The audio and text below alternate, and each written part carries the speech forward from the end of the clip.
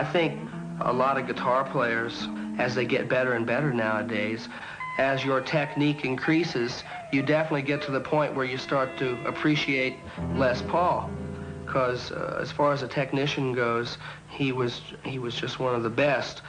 Aside from the fact that he did guitar-related experimenting in conjunction with that brought about all the Brian May kind of echo tricks that we hear him do, and a lot of Jeff Beck's licks and hammering tricks on the guitar that we hear him do, and a lot of the sound effects and the way of thinking that made possible Jimi Hendrix, and his involvement in recording and guitar recording just was probably, he's probably the #1 man.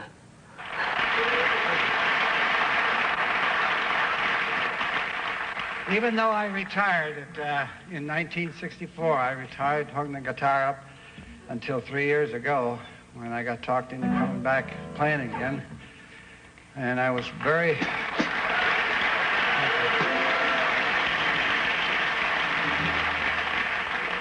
I was seriously very concerned about whether what I was doing was around anymore or whether the younger generation would accept it.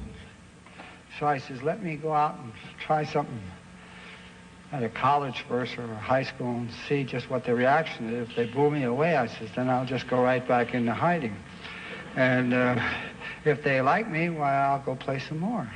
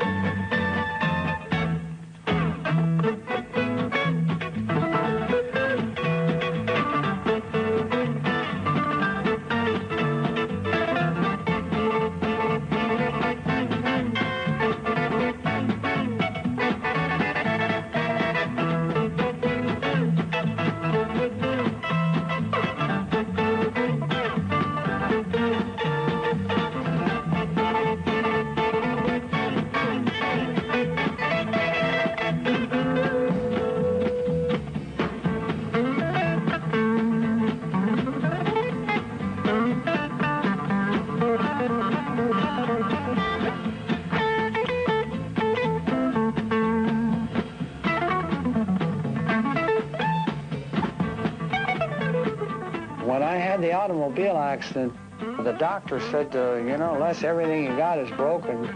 I said, what about the arm? And he said, well, that'll have to be fixed in one position. I said, well, aim it toward my navel and I'll be able to play the guitar.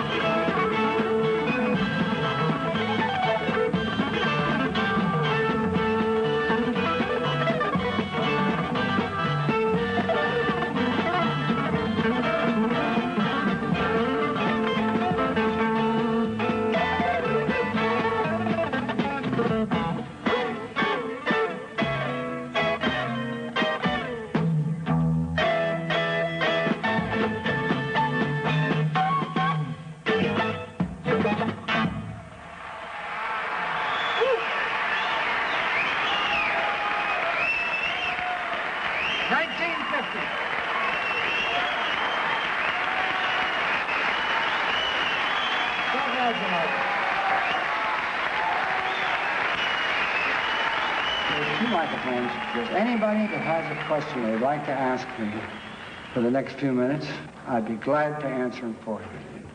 Consider yourself an inventor or a performer, and what's the line between? I don't believe that there is a line between them because my mother had a player piano, and the first multiple I made was punching holes in her piano roll. And when they were bad, I just covered them over with a Band-Aid. Then I heard a guitar, and I immediately saved up my money, and I got a guitar. Where the hell you been? You just coming in now? Geez, we've been here for hours. Oh, you went out to turn on. Oh.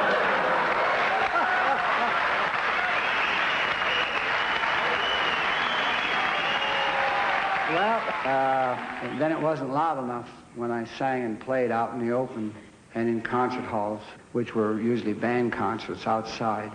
So what I did is I stole my mother and father's radio. He had one down at the store, and I took them and used them as PA systems. And I made my own microphone, which I have home, and then I jabbed the pickup needle into the top of the guitar and turned it on. Instead of playing a record, I played my guitar. And it picked up the sound of the guitar, and from there on became the electric guitar. But it wasn't a true reproduction of the instrument, and so I decided that it was time to make a recording device that would give me a true reproduction of what I actually heard with my ear.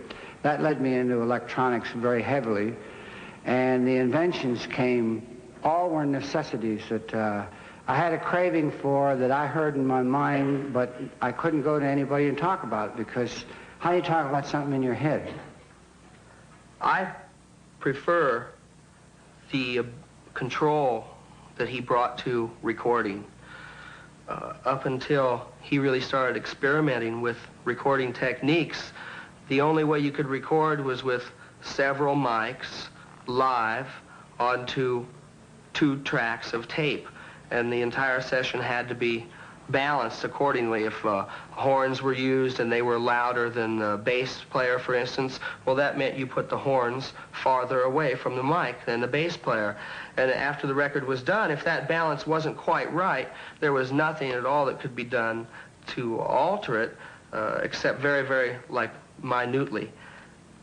Les Paul came into the picture and said, there doesn't have to be 2 tracks only and recorded all at once. We can have 8 tracks right now and record them whenever we want. You can record 1 track, and then you can listen to that and record something else. And he was one person that brought all the close miking techniques that we have today, all the ideas about recording things and cell syncing one at a time, overdubbing, changing. He brought the whole balancing situation after we've recorded. All those things were made possible by Les Paul.